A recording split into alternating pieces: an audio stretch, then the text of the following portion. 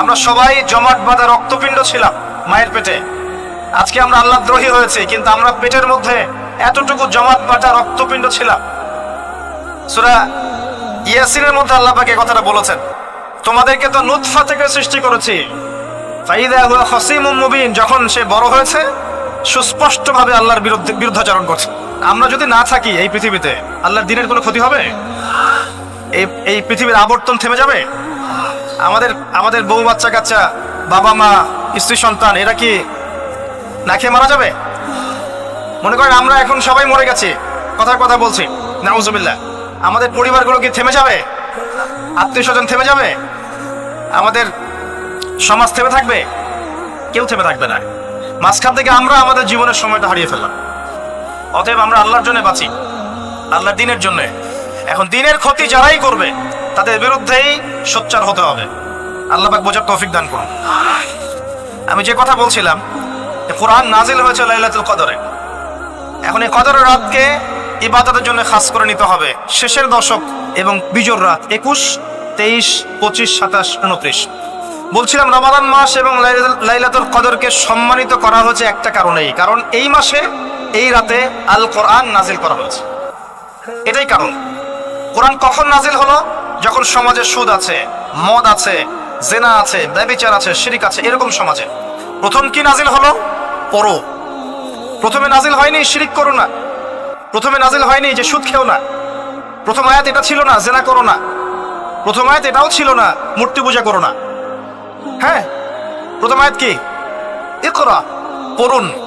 আল্লাহ পাক বোঝাতে চাচ্ছেন সমাজের জাহিলিয়াতকে দূর করতে হলে লেখাপড়ার কোনো বিকল্প নাই, এবং সেই পড়াশোনাটা হতে হবে আল্লাহর ওহীর আলোকে। যে ওহীটা আল্লাহ পাক নাজিল করেছেন এর বেসিসে আপনাকে পড়াশোনা করতে হবে। এই জ্ঞানটা দিয়ে আপনি সমাজ সংস্কার করতে পারবেন ইনশাআল্লাহ তাআলা। এর সাথে উপকারী জ্ঞানগুলো কি নিব না? অবশ্যই নিব। ওহীর জ্ঞানের সাথে, কোরআন সুন্নাহর জ্ঞানের সাথে আমি ইতিহাসের জ্ঞান নিব, আমি পলিটিক্যাল সায়েন্সের জ্ঞান নিব, আমি দর্শনের জ্ঞান নিব, জিওপলিটিক্সের জ্ঞান নিব, প্রয়োজন আমি সায়েন্সের জ্ঞান নিব, আমি কমার্সের জ্ঞান নিব, আর্টসের জ্ঞান নিব, মেডিকেল সায়েন্স পড়বো, ইঞ্জিনিয়ারিং পড়বো, সবই পড়বো, কিন্তু বেসিকটা কি হবে? কোরআন, সুন্নাহ, ইসলাম। এরপর আপনি ডাক্তার হন, ইঞ্জিনিয়ার হন, পলিটিশিয়ান হন, সামাজিক নেতা হন, প্রশাসনের ক্যাডার হন, আপনার জন্য মোবারকবাদ। আপনি যেখানেই যাবেন সেখানেই বরকত ছড়াবেন ইনশাআল্লাহ। যে পলিটিশিয়ানের ভিতরে তাকওয়া আছে তার দ্বারা দুর্নীতি সম্ভব না। যে প্রশাসনের কর্মকর্তার ভিতরে তাকওয়া আছে সে ঘুষ নিতে পারবে না, দুর্নীতি করতে পারবে না।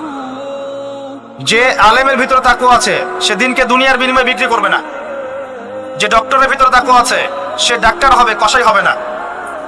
যে ইঞ্জিনিয়ারের ভিতরে তাকওয়া আছে সে দেখবেন সত্যিকারের প্রকৌশলী হবে, সে কিন্তু চোর হবে না। ভিতরটা চেঞ্জ করতে হবে, ভিতরটা, এর নাম তাকওয়া। ভিতরটা চেঞ্জ করবে একটা জিনিস, আল্লাহর ওহী, কোরআন এবং সুন্নাহ, ইসলাম। এটা আপনার ভিতরকে পরিবর্তন করবে। আর আমরা অনেক বড় বড় কথা বলি অনেক সময়, কিন্তু মূল কাজটা হচ্ছে ভিতরটা পরিবর্তন করা। আমাদের সবার সাথে যার যার কলব যাবে, যার যার আমল যাবে। আল্লাহ পাক আমাকে কলার চেপে ধরে বলবেন না যে বাংলাদেশে ইসলামী খেলাফত কায়েম করে আসো নাই কেন, এটা আল্লাহ পাক আমাকে বলবেন না। আল্লাহ পাক বলবেন তোমাকে যে দায়িত্ব দিয়েছিলাম ওই দায়িত্ব ঠিকঠাক মতো পালন করেছো কিনা, আল্লাহ পাক এটা বলবেন না। বেসিকে আসেন, নিজের আত্মশুদ্ধি, এটা বেসিক। আলাইকুম আনফুসাকুম, নিজের নফসের খবর নাও, নিজের নফসটাকে পবিত্র করো, নিজের নফসের মধ্যে হিংসা ত্যাগ করো, বিদ্বেষ ত্যাগ করো, অহংকার ত্যাগ করো, রিয়া ত্যাগ করো, দুনিয়ার মোহ ত্যাগ করো। নিজের নফসের মধ্যে বেশি বেশি পরকালের ফিকির আনো, জিকির করো বেশি বেশি, কোরআন বেশি বেশি তেলাওয়াত করো, হালাল খাও, আদর্শ পরিবার গঠন করো, তাওহীদে থাকো, সুন্নতে থাকো, ইনশাআল্লাহ হাসতে হাসতে জান্নাতে চলে যাবেন। একটা হাদিস আমি পড়েছি ফয়জুল কালাম বইয়ের মধ্যে, গতকালকে মাহফিলে বলেছিলাম, আপনাদেরকে বলছি। মাদ্রাসায় পড়ানো হয় ক্লাসিক্যাল একটা বই ফয়জুল কালাম, সবাই কিনতে পারেন, হাদিসের বই, চমৎকার কিছু হাদিস আছে। এখানে একটা হাদিস আছে আমাদের জন্য সুসংবাদ।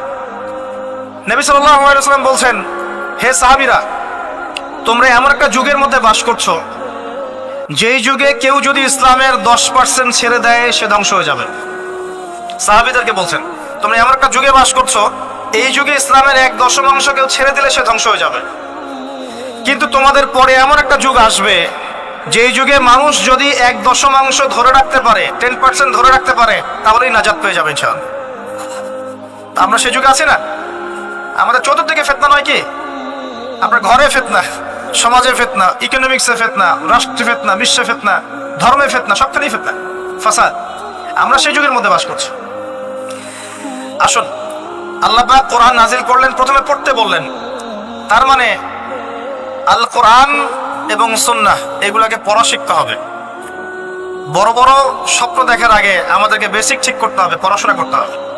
আল্লাহ পাক আমাদের যুব সমাজকে পড়াশোনা করার তৌফিক দান করুন। রমাদান মাসে এটা নাজিল হয়েছে। আল্লাহ পাক সূরা বাকারায় বলছেন, শাহরু রমাদানাল্লাযী উনজিলা ফীহিল কুরআন। রমাদান সেই মাস যেই মাসে কোরআন নাজিল করা হয়েছে। কি জন্য নাজিল করা হয়েছে? হুদাল লিন-নাস। এই কোরআন হচ্ছে মানব জাতির জন্য হেদায়েত, নট অনলি ফর মুসলিমস। এটা শুধু মুসলিমসদের জন্য হেদায়েত নয়, হুদাল লিন-নাস, পুরো মানব জাতির জন্য হেদায়েত। কোরআনে ইহুদির জন্য হেদায়েত আছে, খ্রিস্টানের জন্য আছে, অমুসলিম হিন্দুদের জন্য আছে, সবার জন্য কোরআন। এটা সাম্প্রদায়িক কোনো কিতাব নয়, এটা টোটালি অসাম্প্রদায়িক একটা বই। আল কোরআন যে কেউ পড়তে পারে। এটা কারো পৈতৃক সম্পত্তি নয় যে একটা শ্রেণীর মানুষই পড়বে বাকিরা পড়বে না, সবাই পড়বে ইনশাআল্লাহ তাআলা। এটা আল্লাহর কিতাব, আল্লাহর কালাম। হুদাল লিন-নাস ওয়া বাইয়িনাতিন মিনাল হুদা। এটা হচ্ছে সত্য মিথ্যার মানদণ্ড, বাইয়িনাত সুস্পষ্ট মানদণ্ড। আর কি ওয়াল ফুরকান, প্রমাণ, হুজ্জাত, দলিল। এটা আল্লাহ পাক কোরআন সম্পর্কে বলছেন। আরেকটা জায়গায় চলে যায়, চলেন সূরা নাহল এর 89 নম্বর আয়াতে চলে যান। আল্লাহ পাক বলছেন, ওয়া নাযালনা আলাইকাল কিতাব। হে নবী, আমি আপনার প্রতি এমন একটা কিতাব নাজিল করেছি, অর্থাৎ আল কোরআন। ওয়া নাযালনা আলাইকাল কিতাব তিবয়ানান লিকুল্লি শাই, যেই কিতাবটা প্রত্যেকটা বিষয়ের ব্যাখ্যা। আপনি কি আমার কথা শুনতে পারলেন? আল্লাহ বলছেন কোরআন প্রত্যেকটা বিষয়ের ব্যাখ্যা। আপনার ব্যক্তি জীবন এখানে আছে, আপনার ব্যবসায়িক জীবন এখানে আছে, অর্থনৈতিক জীবন এখানে আছে, পারিবারিক জীবন এখানে আছে, সামাজিক লাইফ এখানে আছে, সবকিছু আছে। তিবিয়ানান লিকুল্লি শাই, প্রত্যেকটা বিষয়ের ব্যাখ্যা এখানে আছে। তিবিয়ানান লিকুল্লি শাই ওয়া হুদা ওয়া রাহমাতান ওয়া বুশরা লিল মুসলিমিন। এই কোরআন হচ্ছে হেদায়েত এবং রহমত, দয়া। ওয়া বুশরা লিল মুসলিমিন, মুসলিমদের জন্য সুসংবাদ। এই কোরআন শুরুতে আছে আলিফ লাম মিম যালিকাল কিতাব লা রাইবা ফি। এটা এমন একটা কিতাব যেই কিতাবের মধ্যে কোনো সন্দেহ নাই। কোন লেখক বলতে পারে আমার বইয়ের মধ্যে কোনো সন্দেহ নাই? সন্দেহের কোনো অবকাশই নাই। লা রাইবা ফি হুদাল লিল মুত্তাকিন, মুত্তাকিদের জন্য এটা হেদায়েত। মুত্তাকি কারা? আল্লাযীনা ইউমিনুনা বিল গায়ব, যারা অদৃশ্যে বিশ্বাস করে। ঈমানের 6 পিলার সবই অদৃশ্য নয় কি?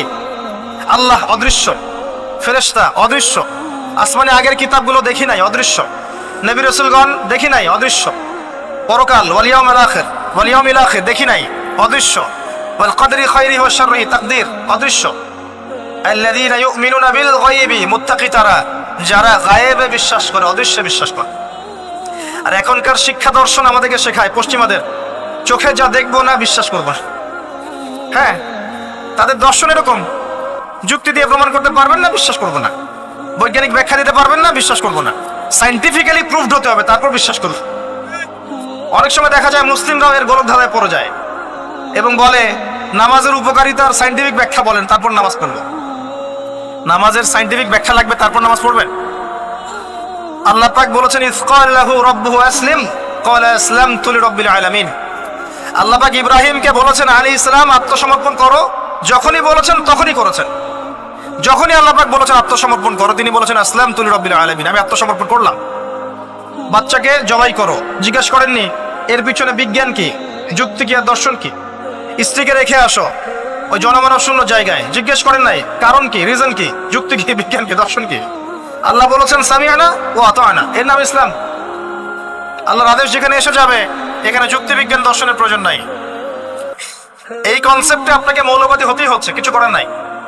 কারণ মৌলিক বিষয় আপনাকে মেনে চলতে হবে। হ্যাঁ, প্রত্যেকটা বিষয়কে আপনি ব্যাখ্যা করতে পারবেন যদি সেই জ্ঞান আপনার কাছে থাকে, কিন্তু যুক্তি, বিজ্ঞান, দর্শনের সীমাবদ্ধতা আছে, সবকিছু ব্যাখ্যা করতে পারে না। ভালো করে শিক্ষা দর্শন হজম করে তারপর পড়াশোনা করেন। অন্যথায় আপনারা দাড়ি টুপি নিয়েও অনেক সময় দেখবেন এই যে এটা কি বলে, এথিজমের দিকে যাচ্ছেন, নাস্তিকতার দিকে যাচ্ছেন।